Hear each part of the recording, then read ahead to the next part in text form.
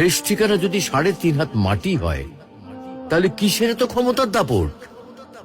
ভোর 5টায় মৃত্যু, সকাল 6টায় জানিয়ে দেওয়া হবে মাইকে, 8টায় শেষ গোসল করানো হবে, 9টায় তোমাকে নতুন কাপড়ে সাজানো হবে, জোহরের নামাজের পরে তোমার আলিশান বাড়ি থেকে বের করে নিয়ে যাওয়া হবে, 2টায় তোমার জানাজার নামাজ পড়ানো হবে, 2:30টায় তোমাকে কবরে নামিয়ে ফেলা হবে।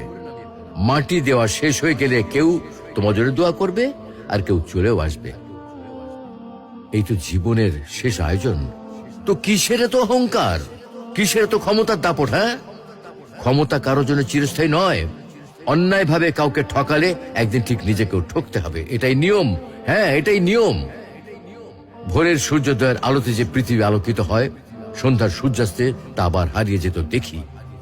অসত্য দিয়ে সত্যকে কখনো ঢেকে রাখা যায় না। প্রকৃতি বড়ই নির্মম।